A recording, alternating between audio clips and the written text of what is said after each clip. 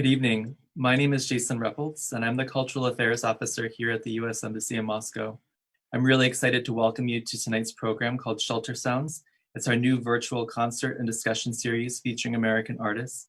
And the program tonight is a collaboration with the Forum on Cultural Exchange, the American Center in Moscow, and the U.S. Embassy in Russia.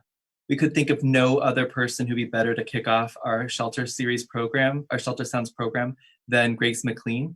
Grace is a performer, a writer, and a composer, and she toured Russia in 2018. She met with Russian audiences all over the country, and she sang and shared her experiences while she was here. Just to tell you a little about Grace's background, on Broadway, she's performed in Natasha, Pierre, and the Great Comet of 1812, which is based on a portion of Tolstoy's War and Peace. And most recently, she wrote and starred in the production In the Green, which was awarded a 2012 Richard Rodgers Award and a Lucille Lortel Award for Outstanding Lead Actress. So Grace, welcome tonight, and we really look forward to speaking with you and learning about your experiences here in Russia. Thank you so much. I'm so excited to be here. Hi. So if it's okay with you, Grace, I would really love to show the video that you just recorded. Grace recorded this really awesome song in her apartment while she's in quarantine in New York City. And so if it's okay, Grace, can we just go ahead and play the video and show off your awesome song? Please do. Please do. Thanks so much.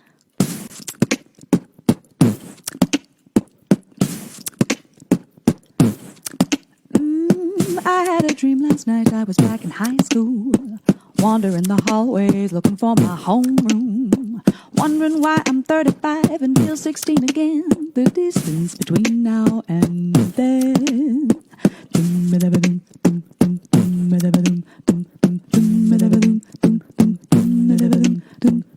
Mom and Dad are talking about moving, packing up and leaving my hometown. Where will I go when I need to unfold the distance between new and old? Oh, the distance.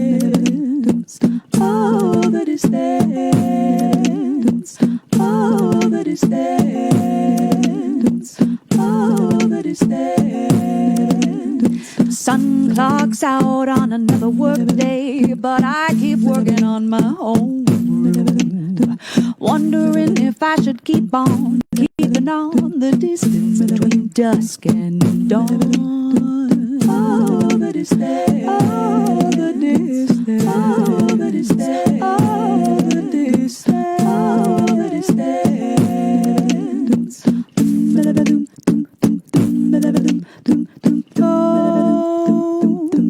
Is where the heart is, where the body is, the record of the reckoning. Oh, I can't go back now. I can't go back now. I can't go back now. I can't go back now. I can't go back now. I can't go back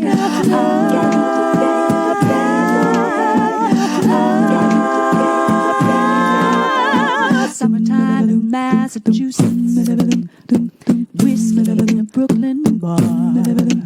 The call I'm not responding to, the distance between me and you. Oh, the distance. Oh, the distance. Oh, the distance. Oh, the distance. Oh, the distance. Oh, the distance.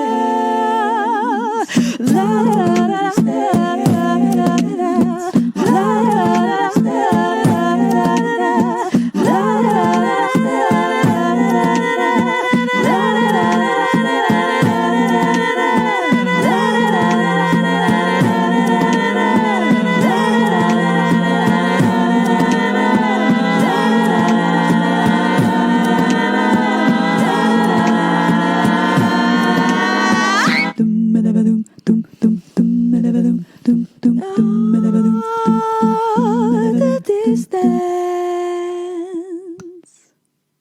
Спасибо. До свидания.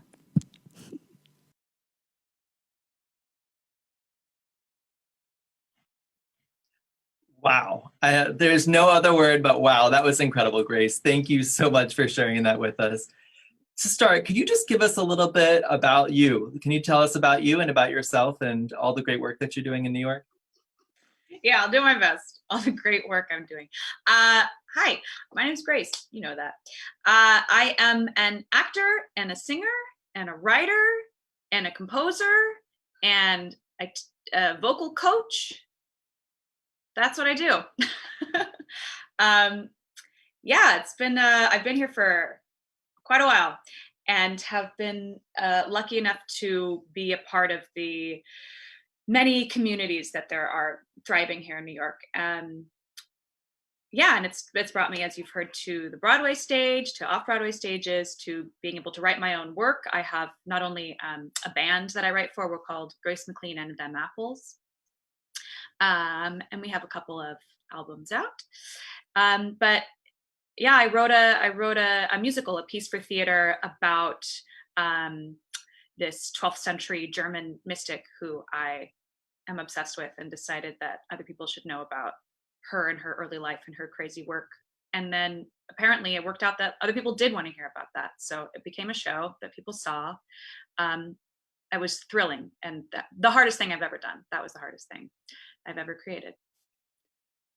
Well, it's impressive and it's award-winning. So congratulations. Thank you. You won Best Actress and was nominated for several other awards, right? Yeah, we got 6 nominations for the awesome. Lucille Lortel Awards, which is it's for off-Broadway shows, and yeah, it was pretty cool. We had some amazing company that we kept. It was for the last season for 2019 into 2020, and there were some incredible shows. It was such an honor to be considered among them. And yeah, I won Best Actress, which was super crazy. Not a thing I was at all expecting, but yeah, happy to know that people thought that. That's so cool. And I know that there's a lot of people watching today who got to see you live here in Russia in 2018. Can you talk a little bit about your tour here and your memories of that time? Absolutely. Oh my gosh, you guys. I will say that I'll call myself a casual Russophile. It was so exciting for me to travel to Russia in 2018. I was there for the month of February, woo and who, which I was like, you know what? That's the time that I'm going to go to Russia for the first time, because it's not going to be the last time. Whew. And really wear so many coats at once and so many pants, and really get to know. Oh, we were here for some of Lent, which was really fun. And we arrived in Moscow on the day, it was the last day. It was like the Fat Tuesday, but it's not the Fat Tuesday. Maslenitsa, when they make the pancakes. The pancakes. Yeah. Or like butter something. It's called butter something, right? Or pancake something. Maslenitsa, I think. I don't know. Yeah, I'm sure people will tell us in the comments if we're getting it wrong. Because I'm butchering it and I'm so sorry. But we arrived in Moscow like on that day, and it was like this festival in the square, and it was very exciting, and we didn't really know what we were walking into, but it was so beautiful, and there were like performances and dancing and like booths and food. And then the next day it was like, here are your dates. And here's some granola. And I said, I'll take it. This is fantastic. Yeah, so anyway, I was there for the month of February. We went to, I'm going to see if I can remember all the places we went to, because it was a lot. We started in Lipetsk, and we went to Voronezh, Nizhny Novgorod, Samara, Saratov, Moscow and St. Petersburg, and I think that was everywhere. And what was so fun about this particular tour, it was myself and the other singer was male, and he's originally from Venezuela. And we did our program was called The Songbook of the Americas. Hey, North and South. Okay. So it was like golden era music from North and South America. We traveled with a small jazz band. There were drums, percussion, upright bass, piano. And then the whole program was scored for a small chamber orchestra, which was local to every town that we went to. So that was just so incredible too, to be working with Russian musicians, to have them be different in every single town, and to hear how our program was sort of subtly played a little bit differently depending on the conductor and the players. It was a really, really beautiful experience, and I'm just thrilled that I was able to come, because I have been, I'll say I've been a lover of like classic Russian literature since I was too young to really understand what I was reading, but I liked the idea of it anyway. Like I was reading Dostoevsky when I was 14 and 15 because we had it tweeted in school, and I just said, well, I think I have to read some more of this on my own, and I did, and I loved it. And while I was in Russia in 2018, I was reading Anna Karenina for the second time, and I recommend doing it twice, if not more. And you were in that play, right? That was also based on the Tolstoy novel. Tell us a little bit about that. Yeah. Oh my gosh. So this was a life-changing piece of theater that I got to be a part of. It's my favorite thing I've ever done, ever, probably. So yeah, this it was a pop opera. That's what they called it. Really, not really operatic in style, but sort of operatic in form, and that the whole thing was sung through. And it was called Natasha, Pierre, and the Great Comet of 1812, based on a little portion of War and Peace.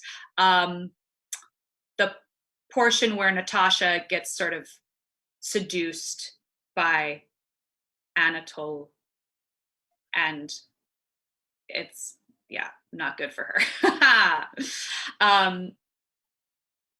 Yeah, it was just an incredible experience. I played Maria Dmitrievna, who's Natasha's godmother. And in the play, which she was sort of like a mashup of the godmother and Natasha's father, just in sort of like the sort of stern, I'm going to tell you what to do. Welcome to Moscow. Don't fuck it up. But she did. Sorry, I cursed. Yeah, it was just so beautiful because the show itself combined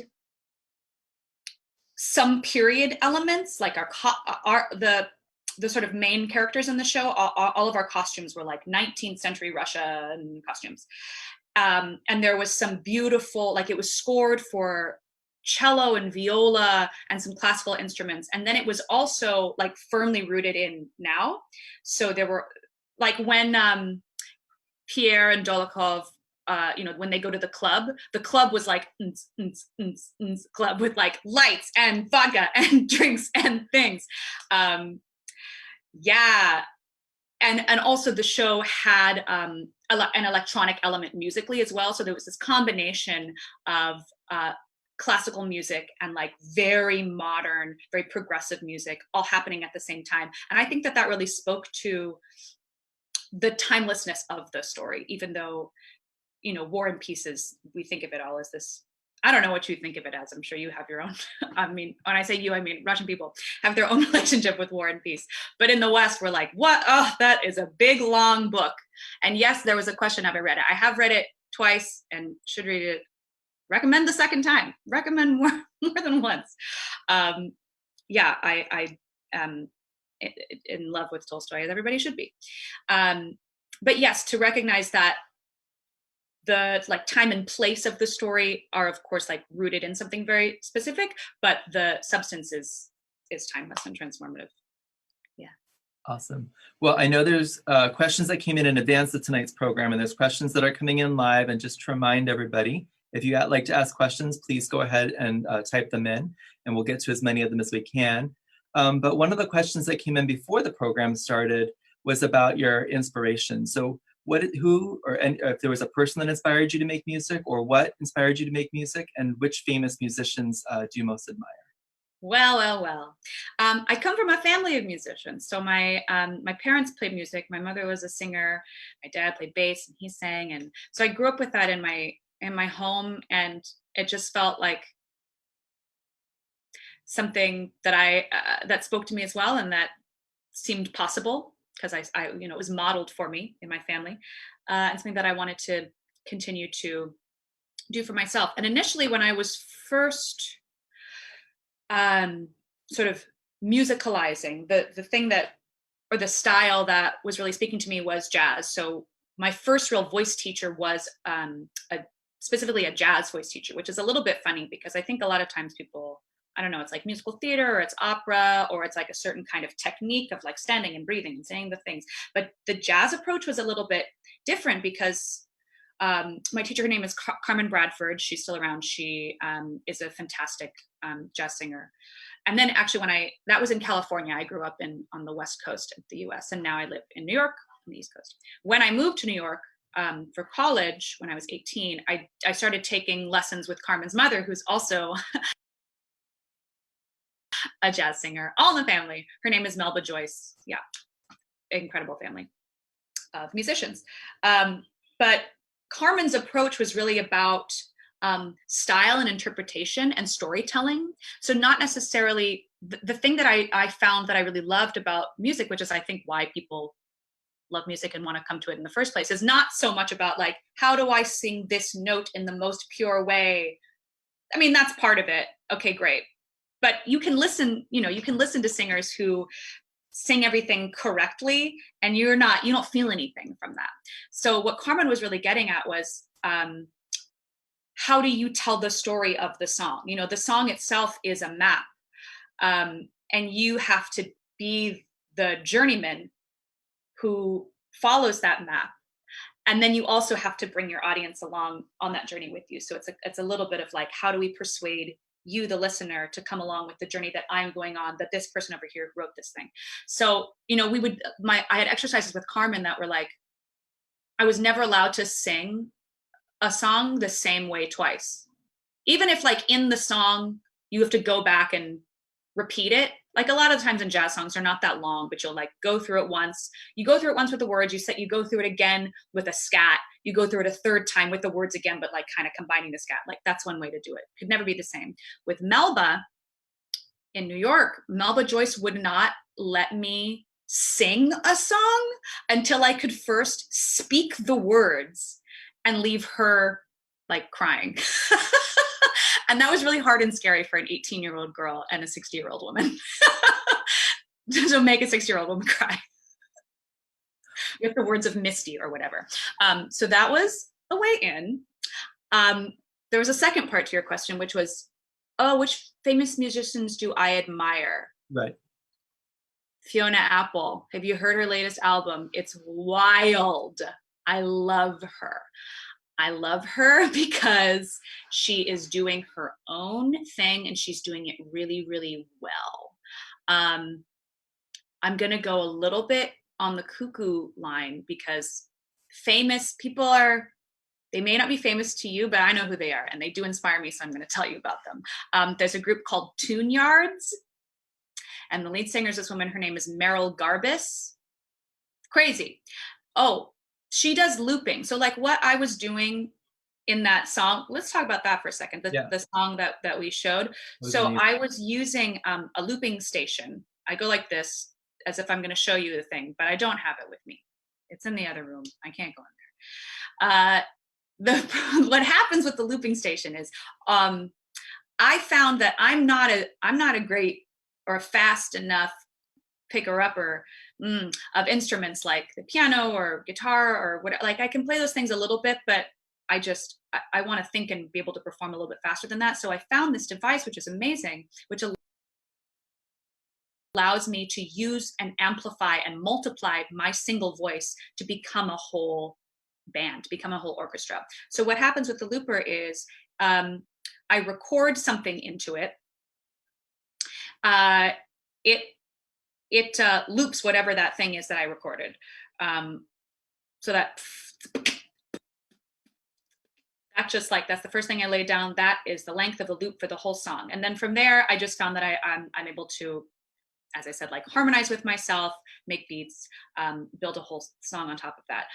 Meryl Garbus of Tune Yards uses a similar thing. They're very percussive. If I could be, like when I was a kid, and the after school music guy came around and was like, hey kids, it's time to learn an instrument. What would you like to learn? And I said, Mom and Dad, I want to learn the drums. I love percussive elements. And they said, that's great. We have a saxophone. So I learned the saxophone when I was 7, and never the drums, but I've got a drummer somewhere inside me. So Tune Yards is a band that I love. And then lastly, one other band, our group that I super inspired by it. They're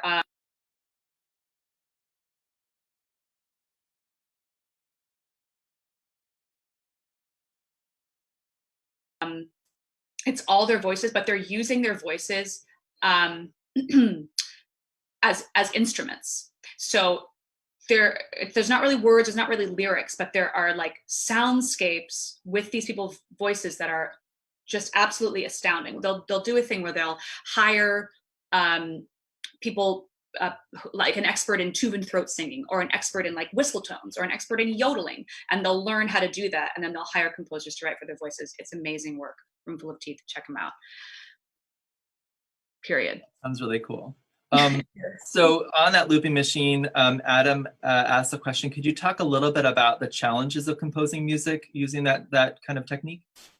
Yes, it is very challenging because it's very limiting. But I try to look at it as like, if you've got 88 keys on a piano, that's your limit of your 88 keys. Now, I don't know as much about those keys to be able to work within those limitations, but I've found a way to continue to like explore what the limitations of a single loop are. And for me, I always, when I write using that mechanism, I always want there to be a sense of forward motion and a sense of an arc and a journey to the song, and a sense of surprise for my listener. I'm always thinking about how my audience is going to receive the work. So there's a world in which I could record all of those loops right at the top of the song and just be like, hold on a second, I have to record this just on channel 1, this on channel 2, I've got to set up this harmony, and then just bring them in as I go. That's one way of doing it. And there are people who do that, and that's fine. I like to think about when and where I'm going to record which element, when it comes in the song, when would be exciting to like take a little bit of a moment and like let you sit with what has just happened so that I can build this other thing. When can I build something that's like a secret? So, okay, so on this machine, like if I want to build something on channel 3, but I don't want you to hear that I've recorded it right away, like I can keep the channel in the sort of muted position, record it. You don't hear it immediately back, but then I can bring it in later. So there are things like that. I'm always thinking about like what can be sort of fun and surprising and titillating for my audience. Yeah, exactly, within the limitations of the loop. Well, and you definitely show that through the recent piece that you performed for us. So thank you for that. One of our viewers is asking a little bit about what your work on Broadway and off Broadway. Could you tell us about how you started to get to the stage and your performances there, and now that you're also doing writing for shows as well, right? Yeah. So initially, I've considered myself a performer, I think, longer than I've considered myself a writer. I did go to an arts high school where I studied like acting and drama along with my academic studies. I did the same thing in college. And then actually it was after I got out of college and into the real world, where it's a different place. That's when I started writing for myself, because I found that maybe I wasn't ready, or maybe something wasn't ready. There was something not quite like lining up for the just performer solo grace person. So I found myself falling into a community of people who were making more of their own work and using their own voice, because I think that that's really useful. And I'm so glad that I've been able to do that, because not only does it give me empathy for other writers when I do start to work for as a performer in their pieces, and to understand what it is that they have gone through, and like the incredibly difficult birthing process that it is to write something. It's horrifyingly hard, but really worth it. Yeah, it's so much about community. So I'm going to tell you the story of how I got involved with the War and Peace musical. So there was a production of it, a very small production of it, before I was involved, that I went to go see. And that I had been living in New York for 10 years, and I'd lived many different lives here. I'd worked for a lot of different organizations as a, and I had decided, actually, I was like, you know what? I don't think that performing in this city or in this way is for me. And I had decided that I was going to go and do something else. While I was deciding that, I went to see this production, this War and Peace, and I just loved it. And I was crying into my vodka, and because they served it at the show. It was great. Just loved it.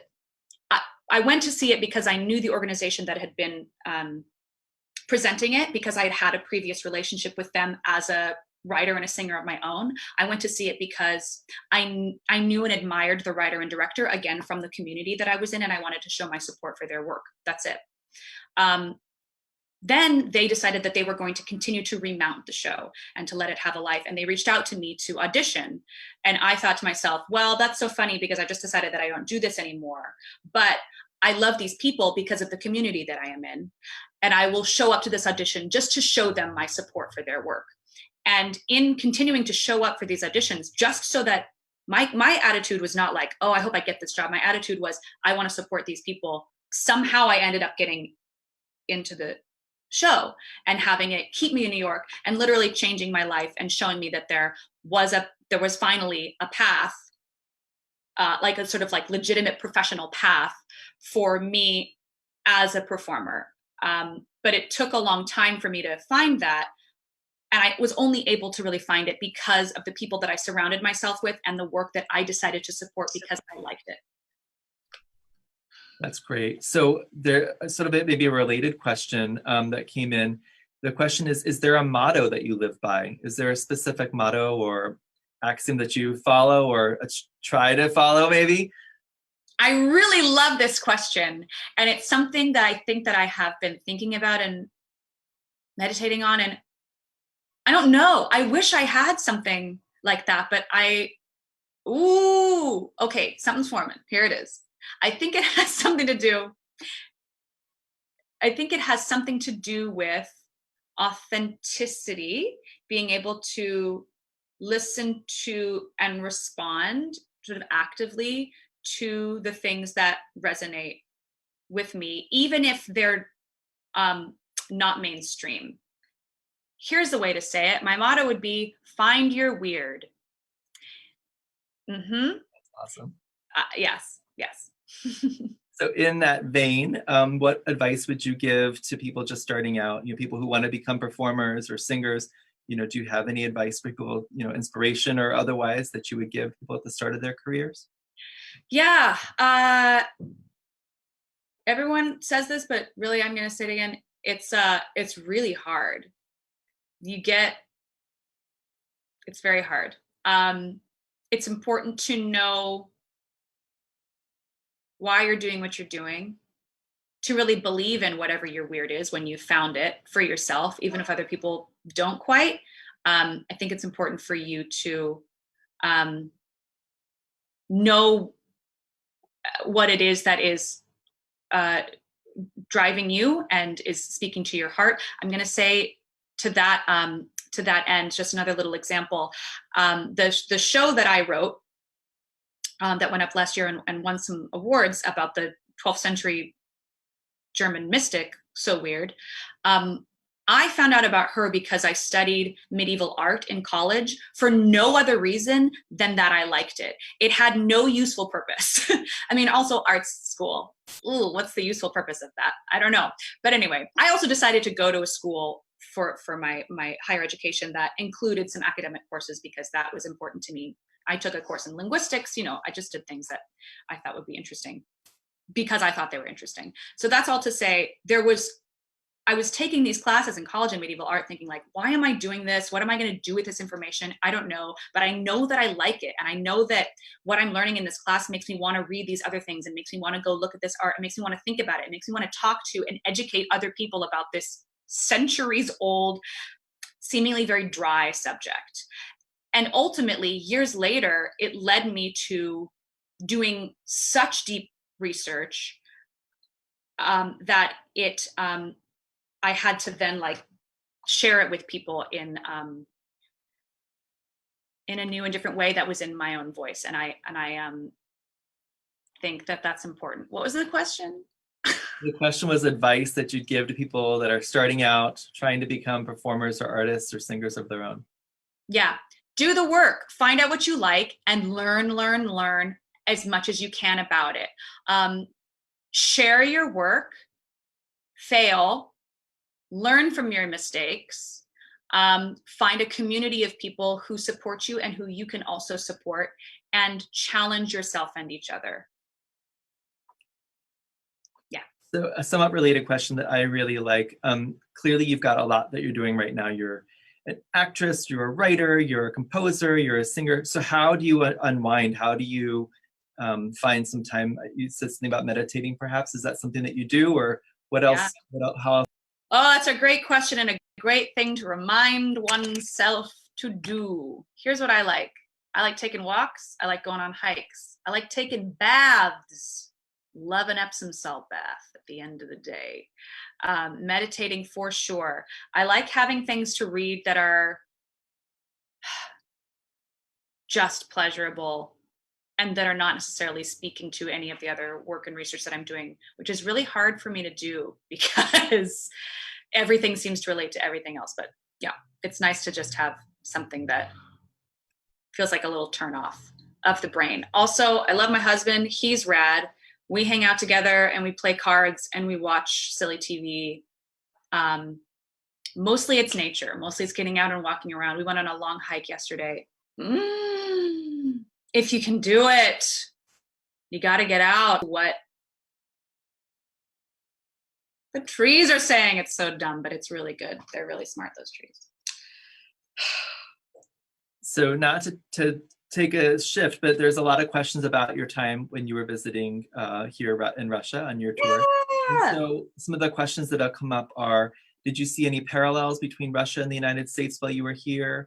How did you find Russian people? What was your impressions of them? What surprised you? What was similar? What was different?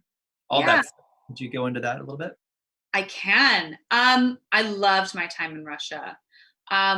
Surprised. So cold. Surprised. Always entering planes from the tarmac. I did not once enter a plane where you walk through the little tunnel that connects the airport to the plane. You have to go outside in February with all your jackets. Oh gosh.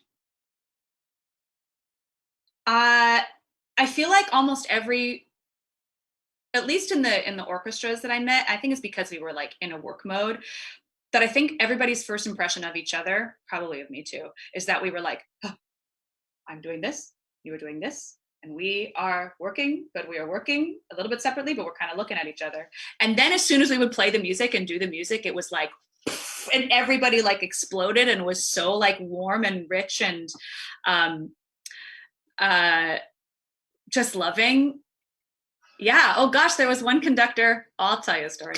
There was one conductor who invited us onto his boat that he had on the Volga. And he was like, oh yes, I have a sauna in the boat. And then we jump in the river and then we go into the boat. This is February. And our music conductor was like, well, that seems really extreme. Has anybody ever like gotten hurt or died doing that? And the conductor was like, only American tourists. He was messing with us. This is great. Oh yeah. I hope I'm going to say his name right now. But anyway, my job in Russia was to, during the tour, was to introduce the band in Russian to everybody. I think I still remember how to do it. It's not going to make any sense because you all speak Russian. Huh? It's going to be great. I'm really excited to hear your Russian. You want me to do it? Yeah, definitely. Okay, this is dumb because they're not here, but this is what I had to say. Дорогие друзья, мне приятно представить на барабане Joel Mateo, на перкуссии Ivan Janis, на контрабасе James Quinlan и на рояле и музыкальный руководитель Malkiros. And then I would say, и спасибо. Our last conductor, I said, и спасибо Edward Dadura. Great. We had like 3 encores after that one. He was great. He was the guy with the boat who said, let's jump in the thing. And then afterwards he was like, that was wonderful. Thank you so much. By the way, you say my name, Diadura. Dura is the idiot. So, whoops. He was very nice about it, but I definitely called him an idiot. I don't know. Your pronunciation I thought was quite good. I think everyone appreciates that you tried. So I tried so hard. okay, so we're getting lots of questions about COVID-19 and how COVID-19 has affected your work as an artist. So could you talk a little bit about that, how it's affected you as a performer and as an artist, and what, if there's anything positive that's come out of COVID-19 on the music industry or the response? Well, basically it's canceled everything. It's canceled every single job that I have had this entire year. So, as it has for everybody. But I had a really exciting year. Whatever, it's over. I can't do it. What's good? I think what's good is the pause that it's forced on my life, and I think a lot of artists' lives everywhere, and really in New York. New York is so much about like go, do. How many things are you doing? Just keep it going. Just fill your time. You have so many things to do, and that's just how it kind of is. But this pause it's been interesting because it's like the priorities really bubble up to the surface, and it becomes about like, what do I want to spend my time doing? What does feel worthwhile? I've had time to really think about, I have a new album coming out with my band that honestly has been almost near completion for about 2 years and has been stalled because we're so busy with other projects. So this time has allowed us to really like just talk about what it is that we need to do and to figure out some clear steps to do that. So I've been grateful for that. And it's also made me think about, because of there's so much to be like stressed and sad about in the world. It does become about like, well, what do I want to be putting my energy into aside from having a deadline to do a thing? Yes, there are still deadlines that I have to write things or make things or whatever, but it becomes evident, what are the things that I really care about? What are the things that how is it that I really want to be using my creative voice that feels nourishing in this time of anxiety and sadness and upheaval and imbalance. So I think that's a good thing, or a good way to look at the moment. Well, in that vein, one of the questions that came in, this is so interesting. It says, you're so full of creative energy and you've achieved so much, but has there ever been a time when you experienced self-doubt or failure, and how do you deal with that? How do you learn from your mistakes as an artist? I've never made one mistake, and I've never doubted myself. That's a total lie. I doubt myself all the time, and I make mistakes all of the time. And in fact, sometimes there are times when you're like, I think that I just have to go and make this mistake so that I know that it's wrong. I'll give you an example in writing my musical.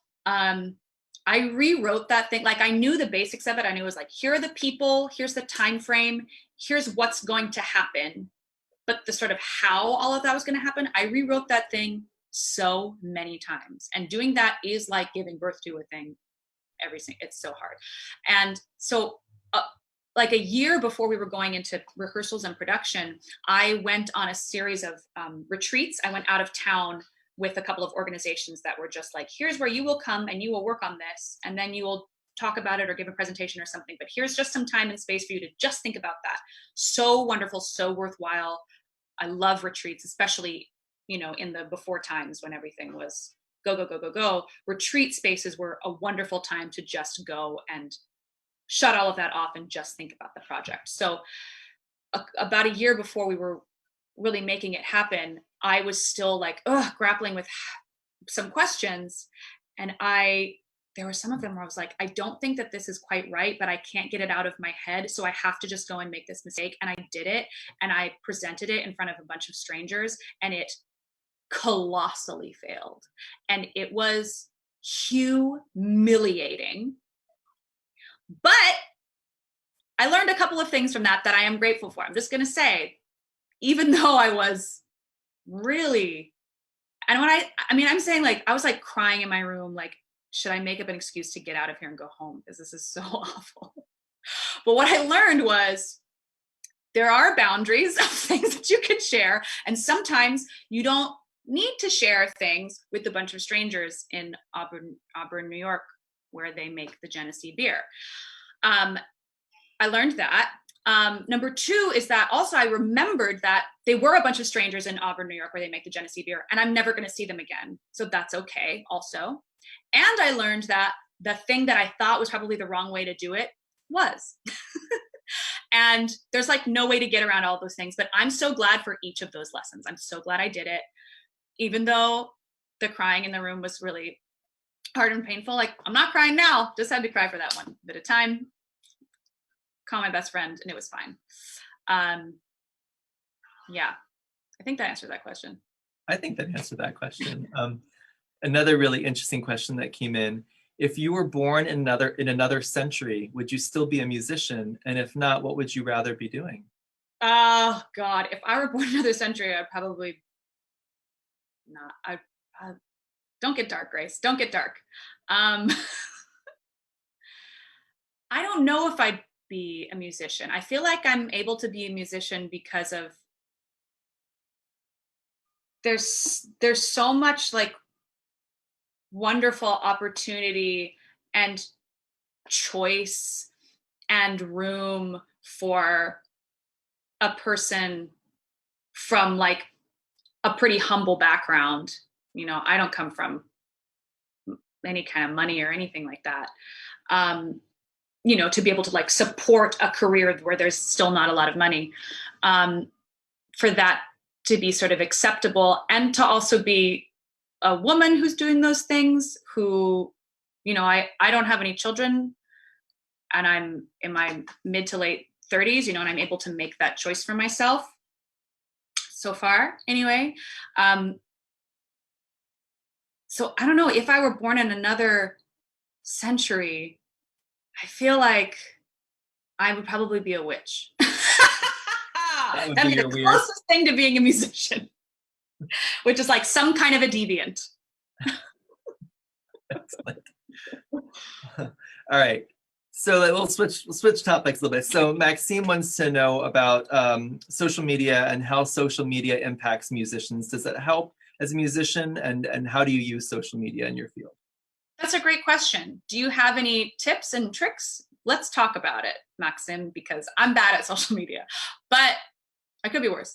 Yeah, I think it's absolutely helpful and useful because I'm able to continue to communicate with some people that I met in Russia. I did a tour with my band in 2015 in Pakistan, and I'm able to still communicate with people that I met in Pakistan because of social media. It's amazing. I'm able to communicate with people literally all over the world. I wouldn't otherwise be able to do that. The scope of it, I feel like I get intimidated by social media. I'm just going to be honest with you. There's so much that just is like automatically recorded. There's a thing about social media, I'm just going to say that one thing that I feel funny about is that everything becomes flat. Like the joy, the sorrow, the funny thing, the triumph, the tragedy, like all are on the same plane. And I'm still figuring out how to like what that means and how to navigate all of that. I will say, like, I basically just use social media to talk about like music and things like that, but not everybody uses it in that way. And I clearly like look and I see, and I'm grateful for the things that I see. But I myself am like, personally, I'm a pretty private person.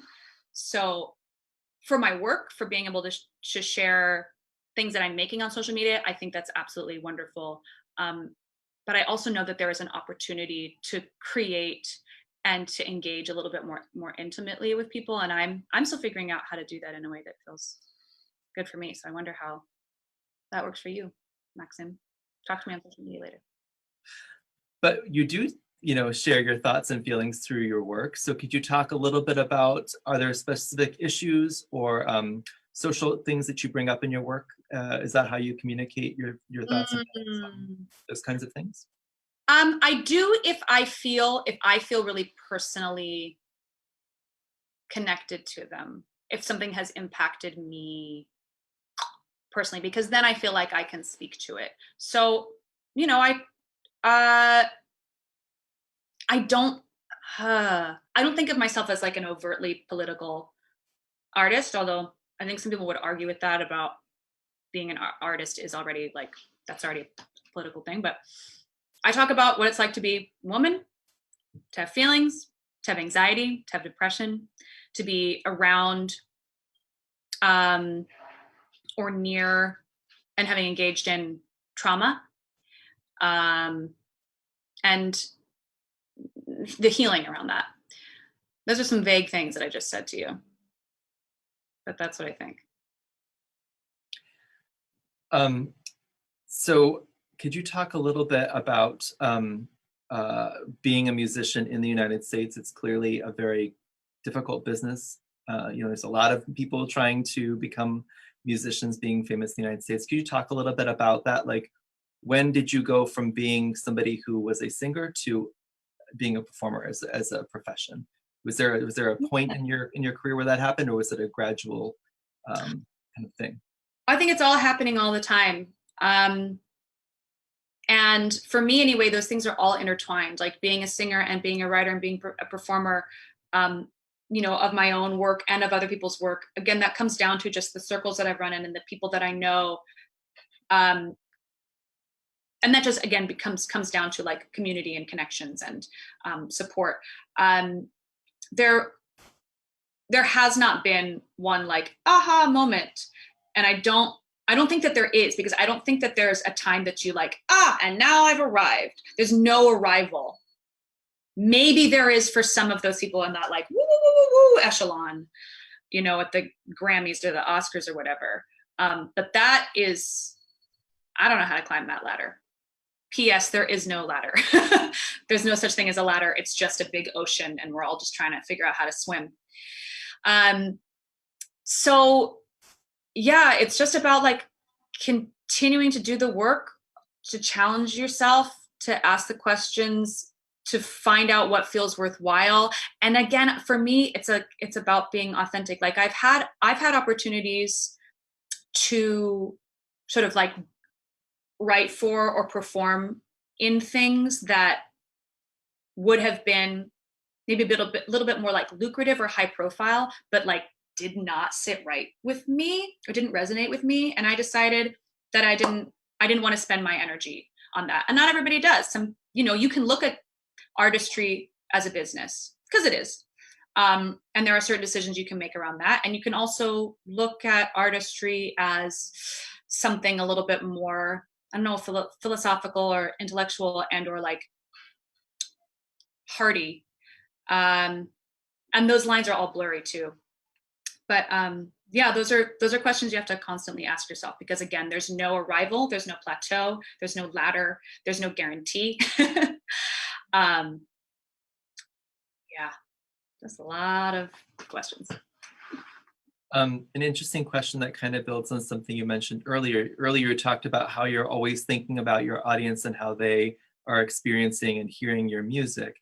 And the question is about building relationships. Do you build relationships with audience, and how do you do that, and how do you sustain those relationships? Yeah, I'm still learning about that, and I'm still trying to get better at that. I mean, people who reach out to me directly, I usually try to reply. If somebody has written me like an actual physical letter, I always try to reply to those, because I love that. That feels nice and intimate, and like somebody's taken the time to like write a tangible thing for me, and I want to return that as well. People who come to my shows, you know, I have relationships with some people just because they've reached out to me and then have come to a show, and then we've had a conversation afterwards. And I've really loved that. There are some people who we've been like sort of fans of each other from afar and have started a conversation where we now have collaborations.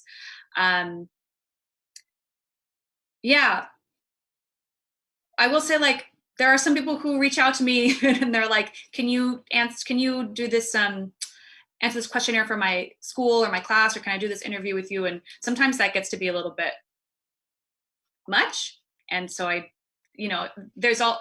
do find too that I have to that I have to find out like how much can I engage and how much can I like also take care of myself, and remember that this the fan person relationship is interesting because a lot of times the fans are responding to the work itself that you're making, but there is a whole other person behind that work. And again, like I'm a shy person. Like the work sometimes is not so shy, but there's something interesting about navigating that distance between the work and the person. Yeah. Well, it's sort of building on that. There was an interesting question that came in, and it said, have you ever felt burnout, and how would you deal with, and how do you deal with burnout in your career? Yeah.